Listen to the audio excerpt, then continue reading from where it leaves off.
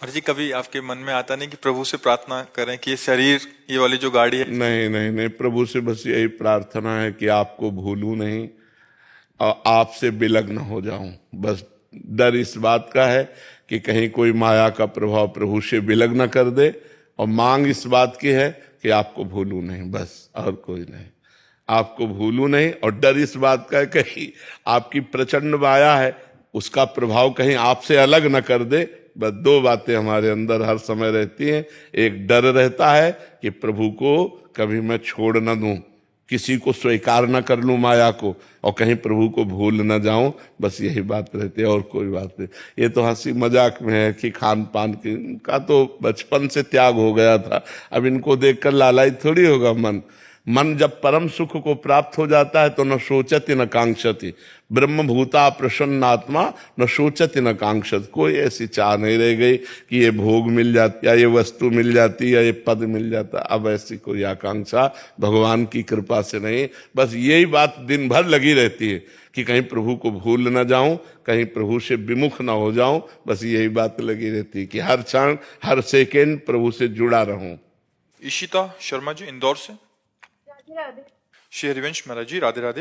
महाराज जी जब मैं घर पर नाम जप करती हूँ तो मुझे लगता है कि मैं बहुत भक्ति कर रही हूँ, परंतु कल जब मैं वृंदावन आई और यहाँ अनगिनत भक्तों को निष्काम भाव से सेवा करते हुए रात दिन राधा नाम की भक्ति में लीन देखा तो मन में आशंका आई कि क्या इतने महान भक्तों के बीच मेरी साधना प्रभु तक इसीलिए भक्तों का संग किया जाता है।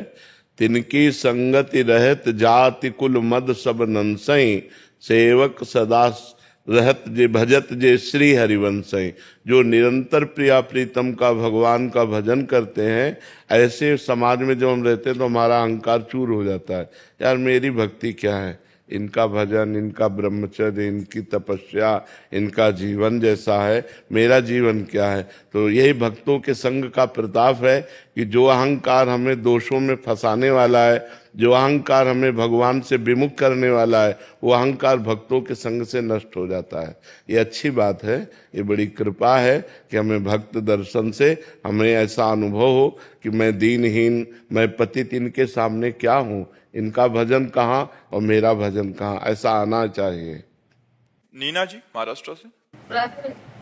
राधे राधे महाराज जी। महाराज जी प्रेम प्राप्ति में सबसे बड़ी बाधा ज्ञान और सिद्धि को बताया, स्वामी रामसुखदास जी महाराज जी की प्रवचन में भी सुना था। महाराज जी इसका थोड़ा विस्तार। नहीं, ज्ञान का वो चैप्टर बाधक है, संपूर्ण ज्ञान नहीं, जिसमें अहम ब्रह्मास्मि है। किसका प्रश्न है? हाँ, जिसमें अहम ब्रह्मास्मि, मैं ब्रह्म हूं, ये चैप्टर बाधक है। क्योंकि मैं दास हूं भगवान का, ये भक्ति है, और मैं स्वयं ब्रह्म हूं, ये ज्ञान का, विशुद्ध वेदांत का। लेकिन ज्ञान ना होना ये बिल्कुल बात नहीं है। बिना ज्ञान के भक्त कोई अज्ञानी होता है क्या? हनुमान जी देखो महान भक्त हैं। ज्ञानिनाम अग्रगण्यम बुद्धिमताम वरिष्ठम, विश्वामित्र महामुनि ज्ञानी, गरुड़ महाज्ञानी गुण राशि। भक्त तो परम ज्ञानी होता है, पर वो चैप्टर बाधक है, केवल अहम ब्रह्मास्मि। बका संपूर्ण ज्ञान भक्त को होता है। चराचर जगत में जैसे ज्ञानी देखता है ब्रह्म स्वरूप आत्मा को, ऐसे भक्त देखता है भगवान को। सिय राम में सब जग जानी, करो प्रणाम जोर जुग पानी। तो जहां वेदांत दर्शन है वहां भक्त के लिए बाधा है, क्योंकि भक्त दासोहम है और वो शिवोहम है, वो हम ब्रह्मास्मि है, इसलिए बाधा। और सिद्धि? हाँ, रिद्धि सिद्धि पेरे बहु आई, बुद्धि लोभ दिखावे भाई, होए बुद्धि जो परम सयानी, तीन तन चितई न अनहित जानी। क्योंकि सिद्धि मायाकृति तो होती है, तुम्हारे मन की बात जान लेना, तुम्हारा नाम जान लेना, तुम किस काम से आए हो ये बता देना, बहुत रूपों में हो जाना, बहुत दूर की बात सुन लेना, पत्थर में भी प्रवेश कर जाना, जल में भी ऐसे थल की तरह चल देना, तो सब मायामयी सिद्धि है। और जब ये सिद्धि आती है तो अहंकार आ जाता है, अहंकार आ जाता है तो भगवत प्राप्ति नहीं होती। इसलिए वेदांत दर्शन और रिद्धियां सिद्धियां ये सब बाधक है भगवान के प्रेम मार्ग में। कृष्णा अजय पांडे जी। श्री हरिवंश महाराज जी। महाराज जी प्रणाम। महाराज जी, यदि कोई जीवन भर पाप करके अंत समय में हरि नाम जपे तो क्या उसे मुक्ति ऐसा कैसे हो सकता है? ऐसा कैसे हो सकता है? अजामिल को संतों ने कृपा करके बेटे का नाम रखवाया था। संतों ने कृपा की थी, तो संत कृपा कर दे तो कुछ भी दुर्लभ नहीं है। लेकिन ऐसा कैसे हो सकता है कि जीवन भर पाप करे और अंत में भगवान का नाम ले ले? ऐसा हो ही नहीं सकता, क्योंकि जीवन भर पाप किया है तो अंत में भोगने के लिए भगवान का नाम कैसे आ जाएगा? उसको भोगने के लिए वही पाप कर्म उसके सामने आ जाएंगे। हाँ, किसी महापुरुष की कृपा हो गई तो बात अलग है। जीवन में कभी पिस्तौल नहीं चलाई, बुढ़ापे में पिस्तौल चला लोगे? है? विचार करो, एक प्राकृतिक यंत्र है, तुम जीवन में उसके चलाने का अभ्यास नहीं किया तो उसको आप नहीं चला सकते। ऐसे ही आपने हरिनाम चलाने का अभ्यास नहीं किया, वो चिदानंद है, तो अंतिम समय में कैसे याद आ जाएगा भगवान का नाम? या तो किसी महापुरुष की कृपा हो जाए और या किसी परिवार का नाम हो ऐसा हो उसका नाम याद आ जाए। जैसे अजामिल का काम बन गया, उनके बेटे का नाम नारायण था तो पुकारा नारायण, तो बात बन गई अंतिम समय। तो ऐसे गांव घर में अपने परिवार के नाम भी भागवतिक रखने चाहिए, जिससे बुलाने से हमारी वाणी पवित्र हो। अब आजकल ऐसे नाम रखे जाते जिनका कोई अर्थ नहीं। नाम रखने चाहिए भागवतिक, जिससे हम पुकारे हमारी वाणी पवित्र हो, हमारा घर पवित्र हो। तो इस तरह से दो भाव बनते हैं, या तो किसी संत महापुरुष की कृपा हो जाए और या कोई पारिवारिक ऐसा नाम हो जिससे आसक्ति हो, अंतिम समय में उसे पुकार ले तो हमारी बात बन जाए। अब अगला प्रश्न कीजिए जी। तो परीक्षा से पहले बहुत भय लगता है कि परीक्षा में कैसे दे पाऊंगा परीक्षा, या फिर उसका परिणाम कैसा होगा? उसे भय नहीं लगना चाहिए, क्योंकि बहुत छोटा चैप्टर होता है। तुम लोगों के ग्रंथ कितने होते हैं? हम लोगों के ग्रंथ दिखाएं, इतने इतने मोटे ग्रंथ है, 6-6 खंड, 8-8 खंड। हम जिस विषय में लगे उस विषय में लगे, हम डरे क्यों? तुम्हारी जगह अगर हम हो ना, तुम्हारा चैप्टर हो तो हम कंठस्थ कर लें, पूरा कंठस्थ कर लें। ये क्षमता जानते हो किससे आती है? ब्रह्मचर्य से। ये जो भय आ रहा है, ये जो घबराहट आ रही, व्यर्थ में क्यों आ रही? हमारा चैप्टर है, हमें 1 वर्ष दिया गया उस चैप्टर को तैयार करने के लिए, फिर हम डरे क्यों? इसका मतलब हमने अपने कार्य में प्रमाद किया, अपनी पढ़ाई को सही ढंग से नहीं पढ़ा, तब हमें डर लगता है। और आजकल हम सबसे ज्यादा नए बच्चों से प्रार्थना करते हैं, ये छोड़ दो गर्लफ्रेंड बॉयफ्रेंड, ये तुम्हारा नाश कर देगा, तुम्हें न गृहस्थी लायक रहेगा और न हमारे भारत की उन्नति करने के लायक रह जाओगे, किसी प्रकार भारतीय सेवा के लायक नहीं रह जाओगे। बहुत गंदी आदत ये बच्चे और बच्चियों में फंसती जा रही। हमारी बात मान लो, जब तक ब्याह न हो तब तक ब्रह्मचारी रहना, और घबराने की कोई जरूरत नहीं है। हम डरें क्यों? जब हमने पढ़ाई पढ़ी है उसी के अंतर्गत प्रश्न आता है। खास बात यह होती है कि क्लास के चैप्टर के अंतर्गत प्रश्न आता है। यदि बाहर का आए तो हमें डर लगे, ये पता नहीं कहां से प्रश्न कर दे, लेकिन हमारे चैप्टर के अंतर्गत ही करते हैं। क्यों? आज तक तो हमने यही देखा है कि अगर 9th क्लास है, 10th क्लास है, या 11 है, या 12 है, तो उसमें उसी क्लास के अंतर्गत के प्रश्न होंगे, ना कि बाहर के होंगे। तो हमें डरना क्यों है? हमें डट के पढ़ाई करनी चाहिए और उत्तर देना चाहिए और आगे बढ़ना चाहिए। हमें डर नहीं। ये जो निगेटिव सोच है, ये सबसे ज्यादा कमजोर कर देती है।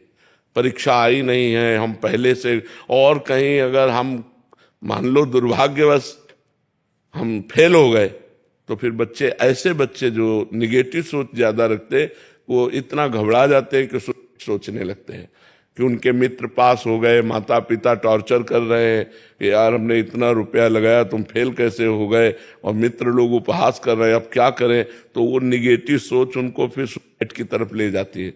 इसलिए बिल्कुल नहीं, नकारात्मक सोच। अगर मैं फेल भी हो गया तो अगले वर्ष तैयारी करूंगा और अच्छे से तैयारी करके पास हो जाऊंगा, ऐसा भाव रखना चाहिए। ठीक है महाराज जी, इसमें एक संशय था। महाराज जी, सबके आपके ही प्रवचन से सुना है कि सबकी बुद्धि का विकास भी अलग अलग धारा का होता है। तो महाराज जी, अगर बुद्धि ऐसे लघु है कि वो इतना विकासित, ब्रह्मचर्य एक वो पावर है कि बुद्धि को एकदम प्रकाशित कर देगा। ब्रह्मचर्य के बिना ऐसा पशुता नहीं जाती है। ब्रह्मचर्य में दिव्यता, दैविता, दैवी शक्ति जागृत होती है। और ये बच्चे, नए बच्चे ब्रह्मचर्य को कोई महत्व नहीं दे रहे। कोई हस्तमैथुन कर रहा है, कोई व्यभिचार कर रहा है, कोई कुछ कर रहा है, सब गंदी गंदी बातें बढ़ती चली जाती हैं। पहले स्त्री का मतलब आकर्षण, पुरुष का आकर्षण, ये सब नहीं था। अब जो है ये भी हो गया है कि बच्चे बच्चे में आकर्षण हो गया, स्त्री में आकर्षण हो गया। अब कैसे समस्या का समाधान हो? पहले तो था कि चलो स्त्री संयोग, ब्याह हुआ, फिर ये हमने तो कभी नहीं सुना कि स्त्री का आकर्षण, पुरुष का आकर्षण। अब ये कलयुग की एक नई रीति चल गई है, पुरुष का आकर्षण, स्त्री का आकर्षण। उससे सब भ्रष्ट होते चले जा रहे हैं और ये नहीं समझ रहे कि जीवन की शक्ति है, जीवनी शक्ति है ब्रह्मचर्य, वीर जीवनी शक्ति है। इसको जितना रोकोगे उतने आप तेजस्वी बनोगे, उतने आप बुद्धिमान बनोगे, उतने आप अध्यात्म बलवान बनोगे। कोई समझे नहीं रहा इस बात को। अरे ब्रह्मचर्य से रहो। जब ब्याह हो जाए तो महीने में एक बार केवल स्त्री संभोग के लिए शास्त्र आदेश करता है, वो भी मासिक धर्म के एक सप्ताह बाद।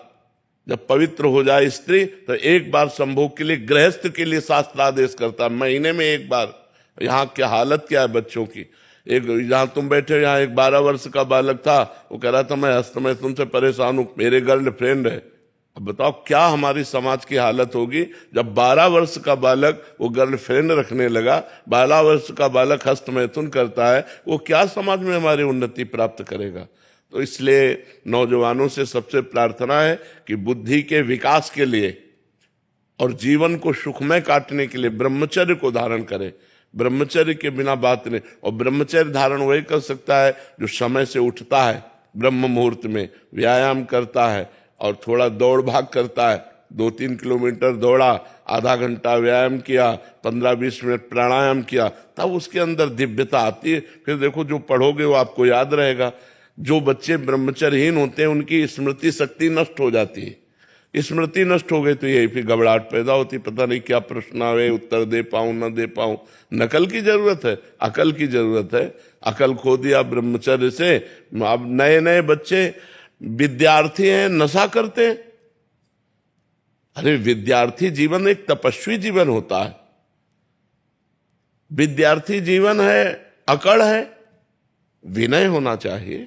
विद्या विनयम ददाति। सौम्य लगता है पढ़ा लिखा आदमी है, सौम्यता से, सभ्यता से, गंभीरता से अपने परिवार से बात करना, प्रिय बात करना, कोई गंदे आचरण ना होना, कोई गंदा नशा ना होना, तब तो विद्यार्थी जीवन है। क्या आज का विद्यार्थी जीवन, छोटे छोटे बच्चे हैं सिगरेट पी रहे हैं, छोटे छोटे बच्चे शराब पी रहे हैं, छोटे छोटे बच्चे व्यभिचार कर रहे हैं। अब शासन की बहुत जरूरत है और बच्चे ना माता पिता का शासन मानते हैं, न शास्त्र का शासन, न भगवान का डर, न कानून का डर, मनमानी आचरण कर रहे हैं। तो इसीलिए वो आगे नहीं बढ़ पा रहे हैं। बढ़ भी पाएंगे तो कुछ कर नहीं पाएंगे। घूस दे करके अगर कोई अधिकारी या बने, पैसा दे के, तो घूस लेकर के अपना पेट पोषण करेंगे, अपना बैंक बैलेंस करेंगे। वो हमारे समाज का हित तो कर नहीं समझ सकते। समाज का हित वही कर सकता है जो जितेंद्रिय है, जो धर्मनिष्ठ है। वही अध्यात्म पावर वाला समाज का हित कर सकता है बच्चा।